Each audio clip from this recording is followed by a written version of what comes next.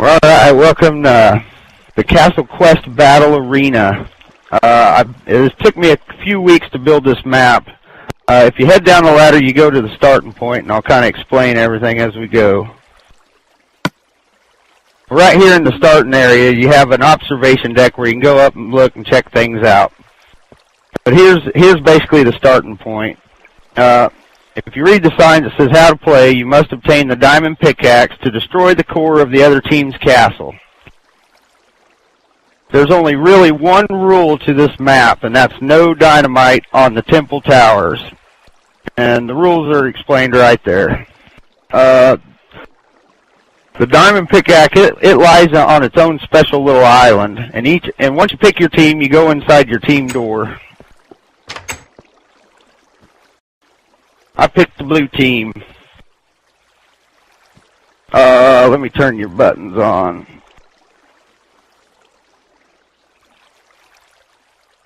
There you go. Should be open the door now. But anyway, you come into your team room, and everybody picks a bed and sleeps, because I've got it set where it starts at nighttime. And as soon as you wake, you start the game.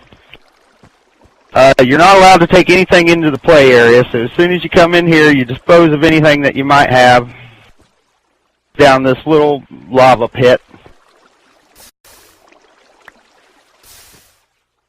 There's a few signs that tell you things. There are working cannons in the stage. So if you need to know how to load the cannon, you got to go check out the cannon that's in the grass. But anyway, here's how you start the stage. You come in through here, and it puts you onto your side of the map.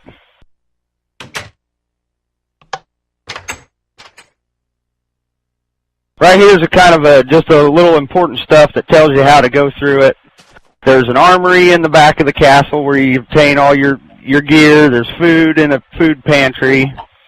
There's wolves in the back. You can tame a wolf or two just to have some extra protection. But you basically want to bombard the other team's castle with these working cannons, and I'll show you how one of them works once we get over to it. The stage is loaded with all kinds of goodies. Here's a little arrow shooter, because once you have the diamond pickaxe, which you obtain from the skeleton island, you got to get to the other person's side. And I've built a couple ways to get across. One's a little mushroom bridge over there, and this other bridge, but I built these little arrow shooters that come out, so it's not so easy to get across. But there's farms around your castle. Each castle entrance is equipped with more arrow shooters.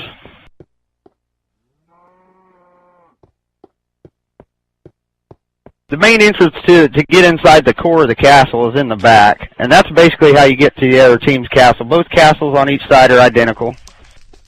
But you come over here and you get your gear in the back in the armory, and there's all kinds of stuff. And most of it's weak stuff, because in the Temple Island, where you obtain your diamond pickaxe, is where you get all the good shit. But anyway, you get some gear. Then you head around over here, and you got to head up to the Temple Island to get the diamond pickaxe.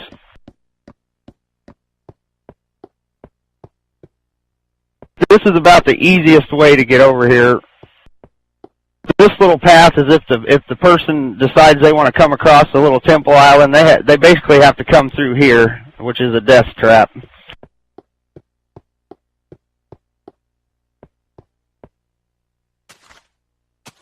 But here's the entrance to the Temple Island where you get your pickaxe. Now there's a few hidden chests on the Temple Island that give you extra good stuff that'll help you along the way, because inside the Temple Island is pretty deadly. So basically, once you have your gear, you got to make your way to the top. And for all intents and purposes, I'm just going to fly up there. So you basically come up the waterfalls, make your way all the way up to the top, to where the skeleton's at.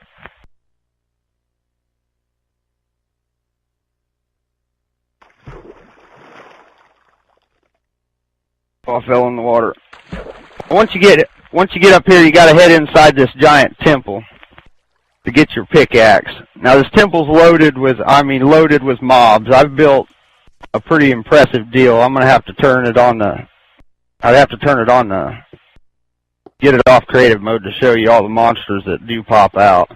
But yeah, as soon as you walk inside this whole column spits monsters out at you.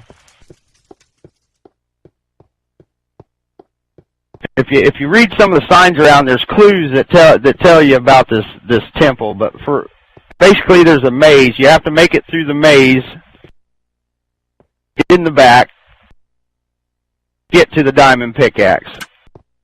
I'll go ahead and take you through there because I've been through here enough times that I kind of know the way.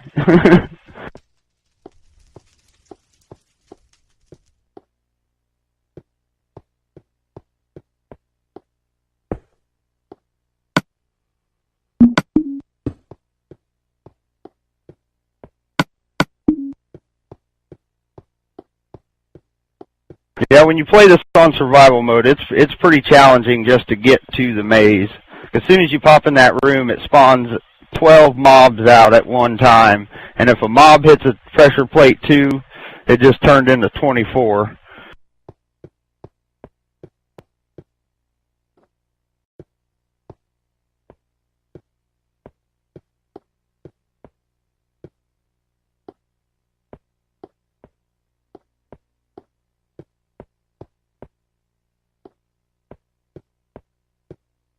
Here's the end of the maze, and if you read the little sign, it says don't go back because the door is locked.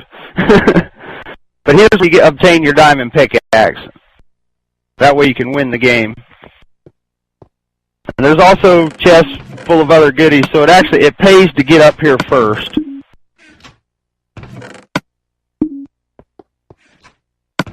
And once you've got your diamond pickaxe, and you got to realize the other team's trying to get up here too, so you might run into them in the maze, you might run into them in here, so it's good to maybe take some extra gear with you. But once you have your gear, you head to one of the exits. We're on blue side, we're going to take this exit. This room is very deadly. All these pressure plates spawn monsters down here.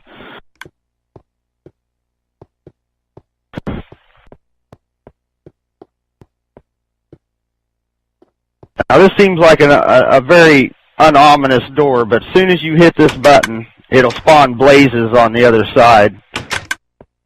And then it pops you back out into the main room where all the giant mob of monsters are to begin with. But in order to get out, yeah, it pops a blaze out or two at you, and yeah, it's pretty rough. You basically just want to run.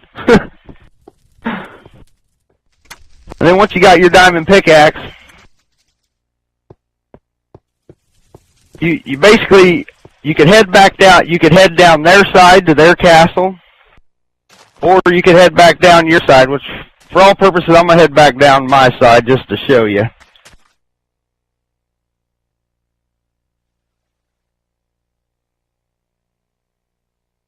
You get down to the bottom, you'll notice there's a little button over here. Now this will self-destruct this island so the other team can't use it. So they can't come back down through here very easily. I mean, they still could, but it'd be a lot more difficult. Let me turn the dynamite on. Show you how it works. Island self-destruct button.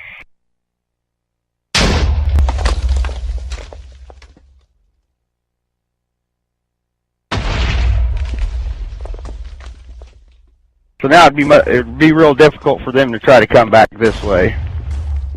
But it kind of screws you too if you happen to die with your diamond pickaxe. Because now you got to find another way to get to it. But if you come to the main area, I'll show you how these cannons work. How you can bombard the other team.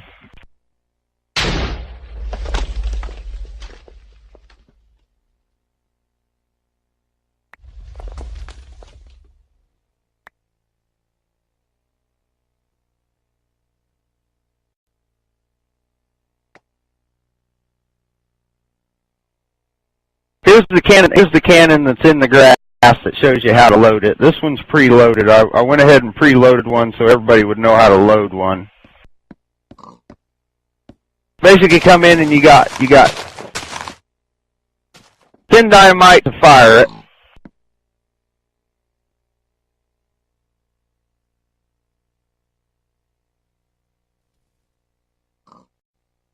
Now this loading mechanism, you can load more than one. You can load 3 or you can load 2. Now here's how you load 2, and it kind of shoots the best. You can load 3 like this, and we'll load 3 just to show you it shoot. Now this is a 1-button cannon. It took a lot of time to get this worked out.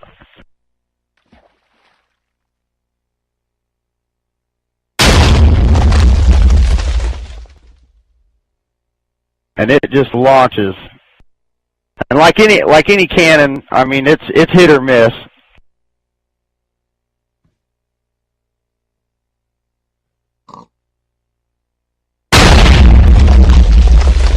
There was a good shot.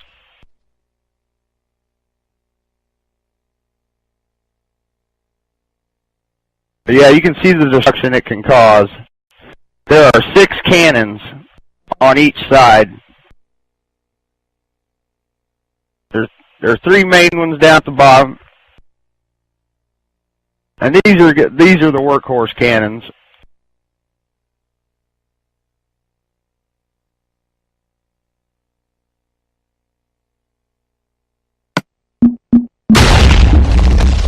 And you can see they shoot quite a ways. And then there's 2 cannons up on top of the very top of the castle.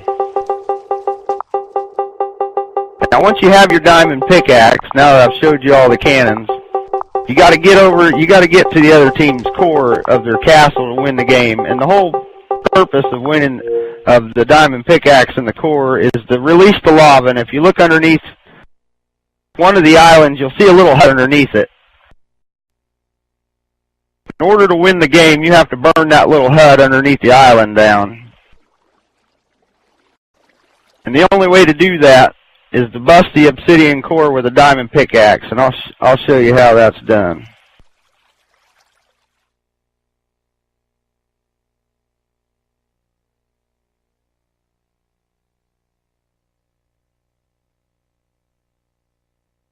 But basically, you got to battle your way into the other person's castle. Come through this hole, build across here, and let the lava run out. And as it does, it'll come down this hole and right into this village. And that's pretty much it.